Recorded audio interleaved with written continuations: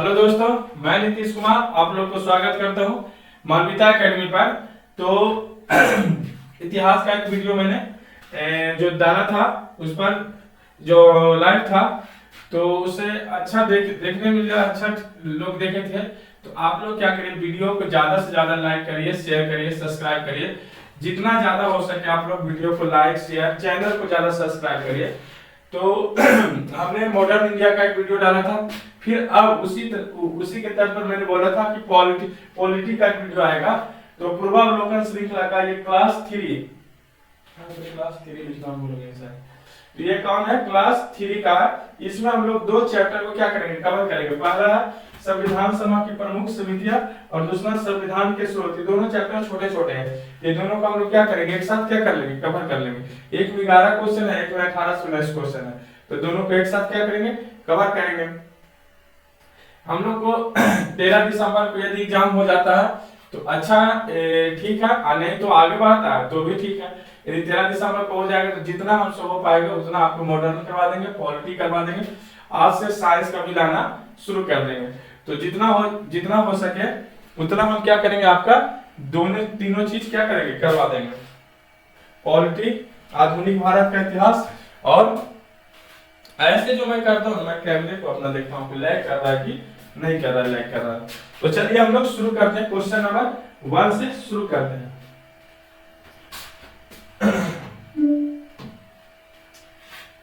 दिल दीवाना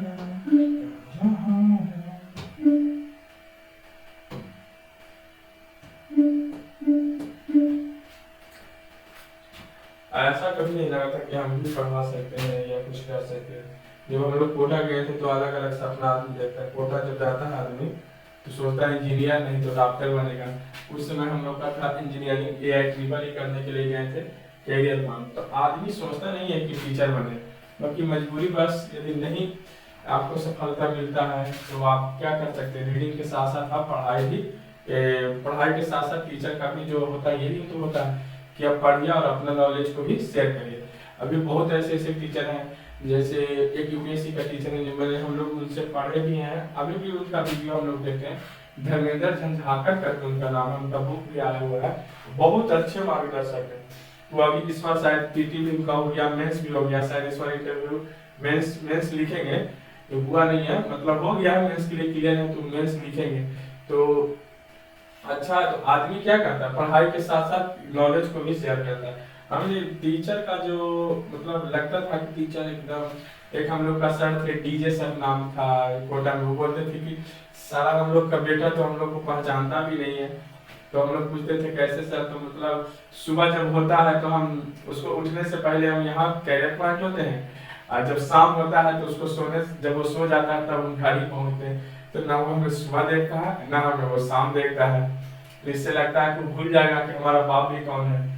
तो मतलब टीचर का जो जॉब होता है ना, आप इसको कितना, मतलब एक बहुत जिम्मेवारी वाला जॉब होता है। यदि आप, मैं वीडियो बनाता हूँ, मैं बहुत दिन से वीडियो बना रहा हूँ, लेकिन मैं समय और आलसता के कारण मैं इसे छोड़ता हूँ। लेकिन अब नहीं, अब जो होगा रेगुलर होगा। अब आलस काम खत्म भाड़ में गया, अब रेगुलर क्या होगा, वीडियो आएगा चैनल पर, किसी न किसी चीज का, ये इतिहास, भूगोल, पॉलिटी, साइंस, करंट अफेयर, इतना से तो रिलेटेड किसी न किसी चीज से हर दिन 2-3 वीडियो आता रहेगा, शॉर्ट वीडियो भी आता रहेगा।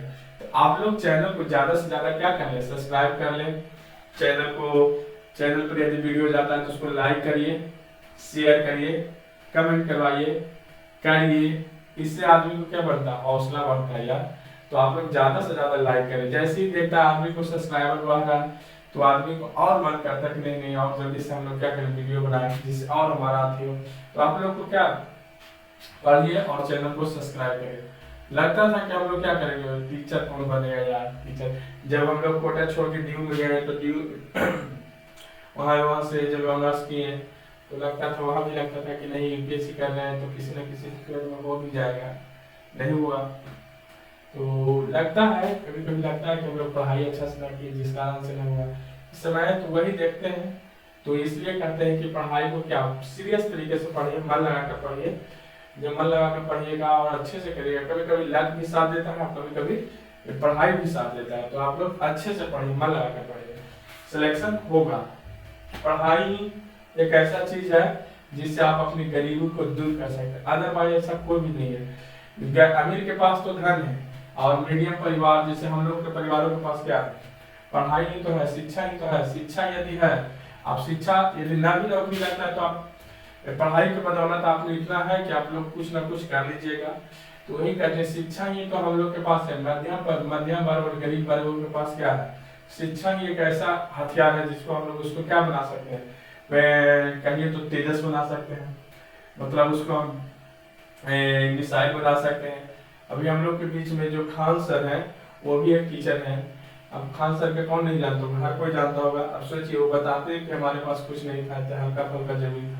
आज खान सर के पास क्या है, तो वो शिक्षा के बदौलत ही है। उन्होंने मेहनत किया, उसके प्रति उन्होंने प्रतिबद्धता दिखाई, तब तो आज इतने इंडिया के सबसे पॉपुलर टीचर है अलग पांडे सर। अलग पांडे सर क्या कहते हैं कि हमारी माँ जाती थी तो पहले साड़ी को रेट पूछती थी, तब साड़ी देखती थी। आज सर बोलते हैं क्या कि हमारी माँ जाती है तो साड़ी की रेट नहीं देखती है, बोलती है जाती है साड़ी उठा के लेकर चला आता है। तो सर का क्या मेहनत काम आया। फिजिक्स वाले मेरा भाई पढ़ा, वो बोलता था बहुत अच्छा, मैं भी नहीं जानता था, तो बोला फिर जान। आज उनके पास अरबों खरबों रुपया है। तो क्या होता है, आदमी को न चाहते हुए भी करना पड़ता है, अपने परिवार के लिए उसको करना पड़ता है। तो मैं यही कर रहा हूँ कि आप लोग चैनल को ज्यादा से ज्यादा सब्सक्राइब करें, और देखिए कंटेंट अच्छा लगे तो सब्सक्राइब करें, कंटेंट अच्छा ना लगे तो मैं कहता हूँ नहीं, यहाँ पर इस समय बेकार व्यर्थ करना है। और मैं अपने तरीके से और अच्छे तरीके से मैं आपको समझाने की कोशिश करूंगा। धीरे धीरे मैं आपको और अच्छे तरीके से समझाऊंगा, जैसे जैसे मैं पढ़ाऊंगा वैसे लेवल उसका बढ़ेगा।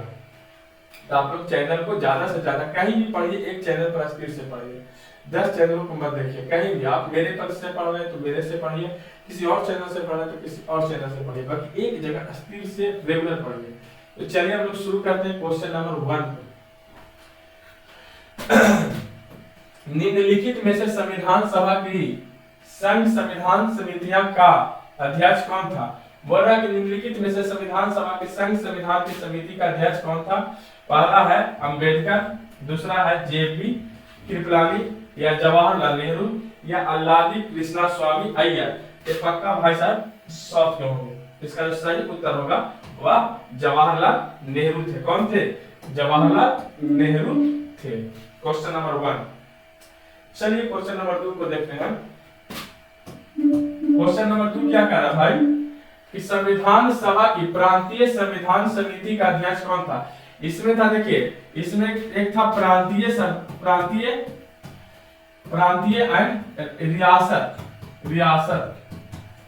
तो जब पाकिस्तान से हम लोग अलग हो गए थे तो 399 बचा था ना, 399 या 379 बचा था। तो 229 हमारा यहाँ था और 70 हमारा यहाँ था। तो 229 और 70 कितना हो गया, 9 299 बचा था, 399 नहीं, 389 तो पूरा था, 389 तो पूरा था।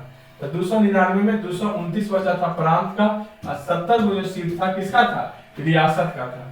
तो वही बोल रहा है कि प्रांत संविधान समिति का अध्यक्ष कौन था, डॉक्टर अम्बेडकर, राजेंद्र प्रसाद, जवाहरलाल नेहरू या सरदार पटेल। तो रियासत प्रांतीय वाले कौन थे, ये प्रांत का कौन थे, ये सरदार पटेल थे। प्रांत का कौन थे, सरदार पटेल थे। क्वेश्चन नंबर 3 को देखेंगे। क्वेश्चन नंबर 3 क्या कह रहा है, भारतीय संविधान सभा की प्रारूप समिति के अध्यक्ष कौन थे।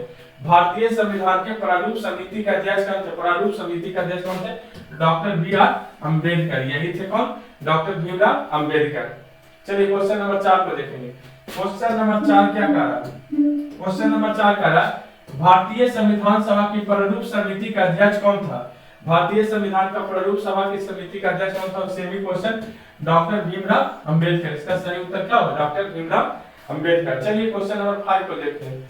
5 नहीं आया, इस चलते नहीं आया, वो कूट वाला क्वेश्चन था, उसको लिखने में हमें बहुत दिक्कत होता है, अभी लिखने में हमें नहीं आता। जिस दिन लिखने चला जाएगा मैं सीख रहा हूँ, और उसमें जानते बहुत देरी होता है, उसमें मैं 3 या 4 क्वेश्चन ये वाला लिख लेता हूँ, और उसमें होता है कि 5-6 क्वेश्चन मारा कर जाता है, समय का बहुत उसमें दुरुपयोग होता है। चलिए देखते हैं, संविधान सभा द्वारा स्थापित मौलिक अधिकार और अल्पसंख्यक हेतु सलाहकार समिति का अध्यक्ष कौन था। इसमें सिर्फ समितियों का अध्यक्ष पूछा जाएगा आपसे और कुछ नहीं।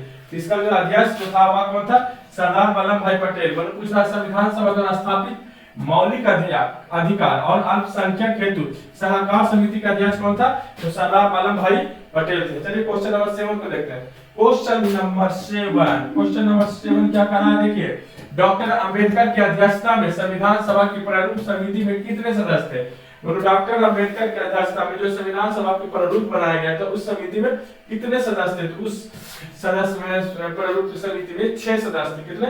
6 सदस्य थे। क्वेश्चन नंबर 8 क्या कह रहा भाई? क्वेश्चन नंबर 8 क्या कह रहा देखिए, कह रहा निम्नलिखित में से कौन सा संविधान प्रारूप समिति के सदस्य थे? पहला एन गोपाल स्वामी, दूसरा जवाहरलाल नेहरू चाचा नेहरू, तीसरा अल्लादी कृष्णा स्वामी अय्यर और चौथा सरदार पटेल। नीचे दिए गए फोटो का प्रयोग करते हुए इसका चयन करिए।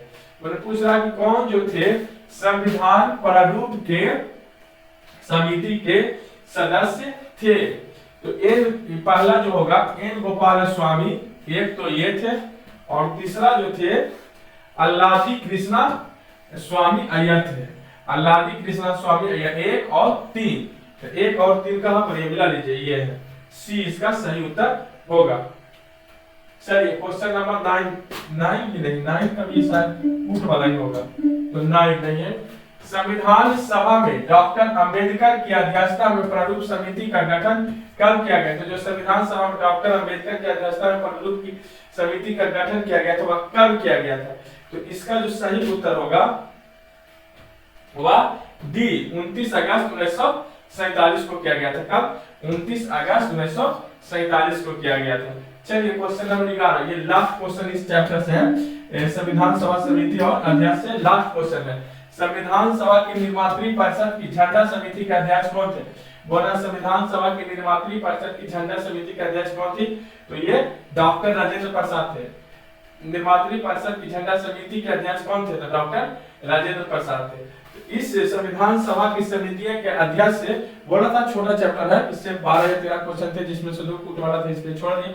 तो छोटा था इस कारण से इसका समाप्त हो गया, ये चैप्टर समाप्त हो गया। फिर हम लोग संविधान सभा के स्रोत की ओर चलते हैं। उससे भी 17 से 18 क्वेश्चन है, उसका कुछ मैंने सब्जेक्टिव लिया है। चलिए देखते हैं।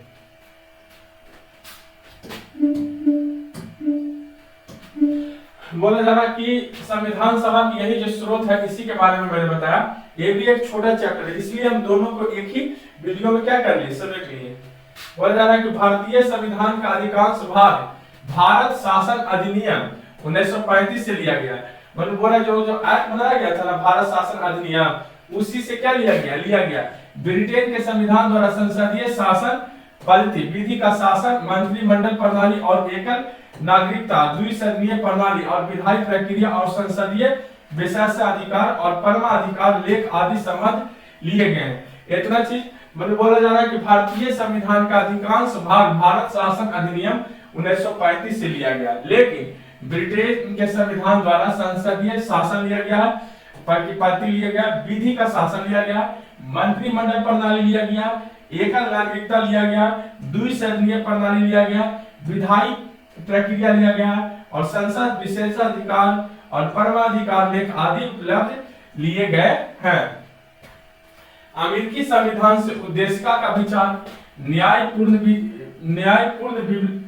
विलोकन, न्यायपालिका, स्वतंत्रता, मूल अधिकार, उपराष्ट्रपति का पद, राष्ट्रपति पर महाभियोग और उच्चतम न्यायालय तथा उच्च न्यायालय के न्यायाधीशों को हटाए जाने के संबंध में ग्रहण किए गए हैं।